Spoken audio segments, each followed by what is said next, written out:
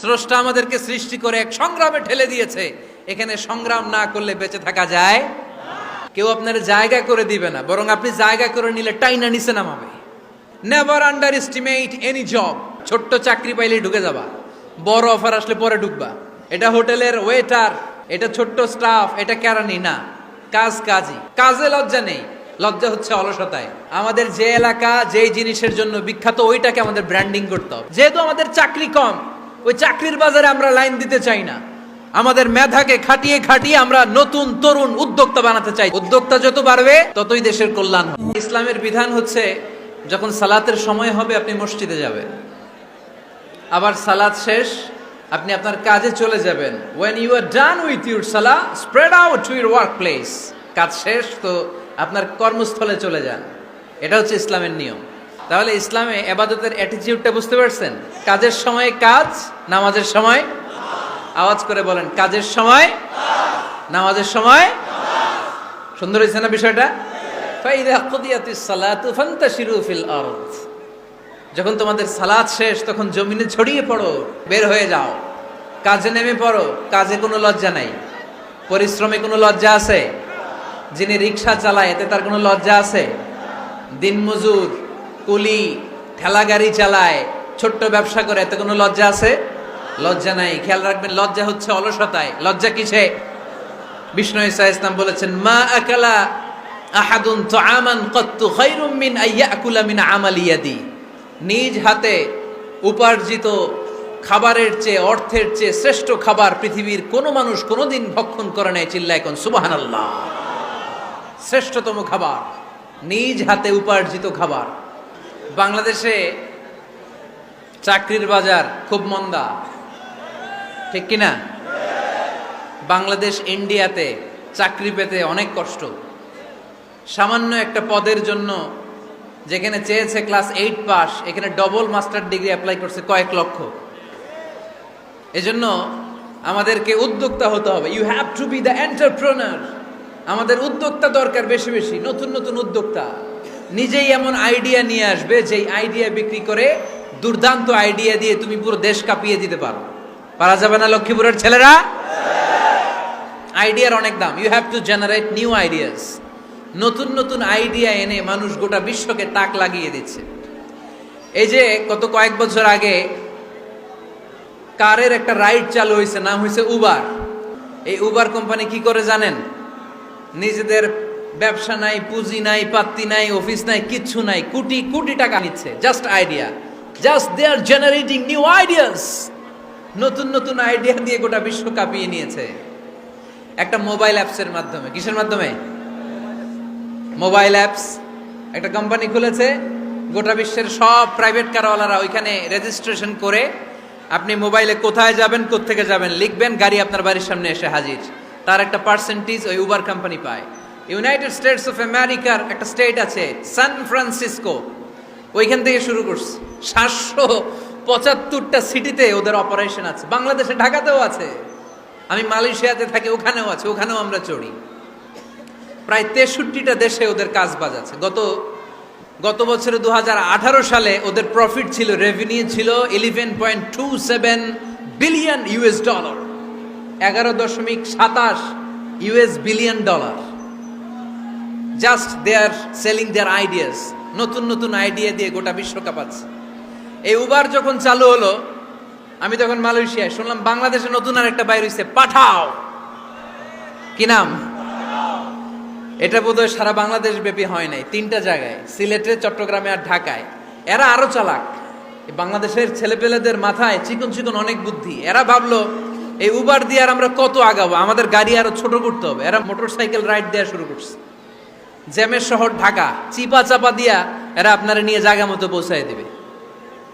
তো এই যে উবারের পরে আমাদের ছেলেরা বানাইলো পাঠাও। এরপরে কত কিছু বানাচ্ছে ছেলেপেলেরা, আমি তো এগুলো দেখে অবাক। রকমারি.com নাম শুনছো? বিক্রয়.com নাম শুনছো? ঘরে বসে বসে কোটি কোটি টাকা নিচ্ছে তারা। Just they are selling their ideas. যেহেতু আমাদের চাকরি কম, ওই চাকরির বাজারে আমরা লাইন দিতে চাই না। আমাদের মেধাকে খাটিয়ে আমরা নতুন তরুণ উদ্যোক্তা বানাতে চাই। চিল্লায় বলো ঠিক কিনা? উদ্যোক্তা যত বাড়বে ততই দেশের কল্যাণ হবে। মানুষ তাদের আইডিয়াকে কাজে লাগিয়ে গোটা বিশ্বকে তাক লাগিয়ে দিচ্ছে। আমরা আমাদের সমতল ভূমিতে চাষ করতে চাই না। মালয়েশিয়াতে একটা এলাকা আছে ক্যামেরুন হাইল্যান্ড, ওরা পাহাড়ের মধ্যে চাষাবাদ করে গোটা মালয়েশিয়ার খাদ্যদ্রব্যের অভাবকে মুক্ত করে দিয়েছে। পাহাড়ের মধ্যে ওখানে ফুলের বাগান, ক্যামেরুন হাইল্যান্ড প্রায় ৬,০০০ ফিট উঁচু, প্রচন্ড ঠান্ডা। এই ঠান্ডা পাহাড়ি হিল ট্রাক্স এরিয়াতে মালয়েশিয়ার এই ক্যামেরুন হাইল্যান্ডে ওখানে আছে ফুলের বাগান, আছে ফলের বাগান, আছে চায়ের বাগান, ওখানে মধুর চাষ হয়, ওখানে শাকসবজি চাষ হয়, ওখানে অনেক কিছু চাষাবাদ হয়। ওই ফলমূল শাকসবজি দিয়ে গোটা মালয়েশিয়ার 14টা স্টেটে যত শাক সবজি ফলমূল লাগবে ওরা আঞ্জাম দেয়। আর আমরা আমাদের সমতল ভূমিতে চাষ করতে চাই না। আমরা চাষাবাদকে খুব লজ্জা মনে করি, এটা ভুল আইডিয়া। আমাদের যে এলাকা যেই জিনিসের জন্য বিখ্যাত ওইটাকে আমাদের ব্র্যান্ডিং করতে হবে। যেই দেশে যেটা আছে, যে এলাকা যেই পণ্যের জন্য বিখ্যাত ওইটা আমাদের ব্র্যান্ডিং করতে হবে। আমাদের আদমজির জুট মিল বন্ধ না, ভাওয়ানি জুট মিল বন্ধ। আমাদের পাট শিল্পকে ধ্বংস করে দিয়ে ইন্ডিয়া এখন ওই কটনের পাঞ্জাবি বানায়, জুট কটনের পাঞ্জাবি, আছে না নাই? পুরা বাংলাদেশের মার্কেট এই জুট কটনের পাঞ্জাবি দিয়ে সয়লাভ। আমাদের বাংলাদেশের পাট দিয়ে যদি আমরা মিহি পাঞ্জাবি বানাতে পারতাম, গোটা বিশ্ববাজারকে আমরা দখল করে নিতে পারতাম, ঠিক কিনা? এজন্য আমাদেরকে নতুন নতুন আইডিয়া জেনারেট করতে হবে। চাকরির পিছনে বসে থাকলে চলবে না। আর আজান যদি হয়ে যায় ছুটে যাব মসজিদে, আর নামাজ শেষ হলে আমরা আমাদের কাজের দিকে চলে যাব। চিল্লায় বলেন ঠিক কিনা? যেটাই করব আমরা ভালোভাবে করব। ইসলাম আমাদেরকে এটাই শিখিয়েছে, কাজ করে খেতে হবে। কাজে লজ্জা নেই, লজ্জা হচ্ছে অলসতায়। নবীরা কি এমনি এমনি বসে বসে খাইছে? কঠিন পরিস্থিতিতেও নবীরা পরিশ্রম করে উপার্জন করা লেগেছে, ঠিক কিনা? সাইয়েদনা মারিয়াম আলাইহিস সালাম, যার নামে আল্লাহ তাআলা কোরআনে একটা সূরা দিলেন, উনি পৃথিবীতে এমন একজন মহিয়সী নারী, যেই নারীর গর্ভে, যেই নারীর পেটের ভেতরে স্বামীর স্পর্শ ছাড়া সন্তান দিয়েছে কে? সাইয়েদনা ঈসা আলাইহিস সালাম পেটে আসলেন, বুঝতে আরম্ভ করলেন প্রেগন্যান্সির পেইন উঠেছে। হঠাৎ করে পেট থেকে বাচ্চা ভূমিষ্ঠ হয়ে যাওয়ার পরে উনি কাঁপতে আরম্ভ করলেন। ক্ষুধার চোটে খাবার কিছু নাই, সামনে ঝর্ণা, উপরে একটা খেজুর গাছ। সাইয়েদনা ঈসা আলাইহিস সালামকে কোলে নিয়ে মারিয়াম আলাইহিস সালাম মনে মনে ভাবে, হায় রে, কেউ যদি একটু খেজুর পেড়ে দিত, এই ক্ষুধার মুহূর্তে আমি খেজুর খেয়ে পেটের ক্ষুধা নিবারণ করতাম। রব্বুল আলামিন মারিয়ামকে উদ্দেশ্য করে আয়াত নাজিল করে দিলেন, ওয়া হুজ্জি ইলাইকি বিজিযইন নাখলাতি তুসাকিত আলাইকি রতবান জানিয়া। কোরআন সাক্ষী, হুজ্জি ইলাইকি বিজিযইন নাখলা, এর মানে হচ্ছে মারিয়াম কেউ পেড়ে দিবে না, একটু কষ্ট করে হাতটা উঁচু করে খেজুরের ডালা ধরে ঝাঁকুনি মারো, টস টসে কাঁচা পাকা খেজুর নিচের দিকে পড়বে, তারপর তুমি তুলে খাবে। সুবহানাল্লাহ পড়ে। আল্লাহ চাইলে অটোমেটিক্যালি কারামাত হিসেবে খেজুরগুলো নিচে ফেলতে পারতেন না? কথা কোন? খেজুরগুলো অটোমেটিক্যালি নিচের দিকে পড়ছে? পড়ে নাই। আল্লাহ শিক্ষা দিয়েছে, যেই পরিস্থিতিতে থাকো না কেন তোমাকে শ্রম ব্যয় করে কষ্ট করে তোমার উপার্জন করতে হবে, রিজিকের বন্দোবস্ত করতে হবে। চিল্লায় বলেন ঠিক কিনা? ইসলাম আমাদেরকে এটাই শিখিয়েছে, কাজে লজ্জা নাই। ইসলাম শিখিয়েছে শেষ নিঃশ্বাস পর্যন্ত তোমাকে লড়ে যেতে হবে। এই পৃথিবীতে কেউ কাউকে জায়গা করে দেয় না, জায়গা করে নিতে হয়। এই পৃথিবীটা, the life is not a bed of roses, এটা ফুল বিছানো কোনো ফুল সজ্জা নয়, এটা কণ্টকাকীর্ণ। কেউ আপনার স্পেস করে দিবে না, কেউ আপনাকে সুযোগ করে দিবে না, কেউ আপনার জায়গা করে দিবে না, বরং আপনি জায়গা করে নিলে টাইনা নিচে নামাবে। কথা বলেন? এজন্য কখনো অলসতাকে স্থান দেয়া যাবে। রসুল বাত্তালি দুক্কানু শয়তান, অলস মস্তিষ্ক শয়তানের আড্ডা। অলস যদি কেউ থাকে, এটাতে টেনে বেঁধে কাজে নামাবেন। কোন নবীরা কি অলস ছিলেন? পৃথিবীতে কোন নবী অলস ছিলেন? সম্মানিত ভাইয়েরা, সমস্ত আম্বিয়া আলাইহিমুসসালাম ওনারা কর্মঠ ছিলেন।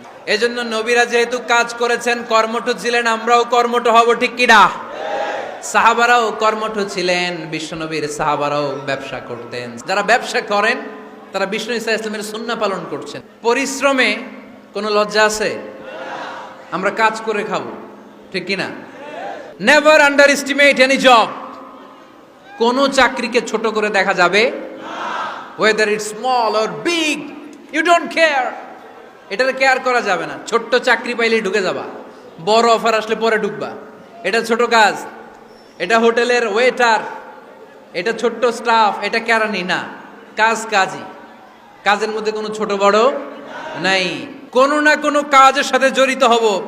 Never underestimate any job, whether it's big or small. বড় হোক বা ছোট হোক, কোনো কাজকে আমরা ছোট করে দেখব না। যে কোনো কাজ করো না ভাই, যে কোনো কাজ করো তা যেন হয় সবার চেয়ে সবচেয়ে সুন্দর। আমাদের অবসর সময়গুলোকে কাজে লাগানোর দরকার আছে না নাই?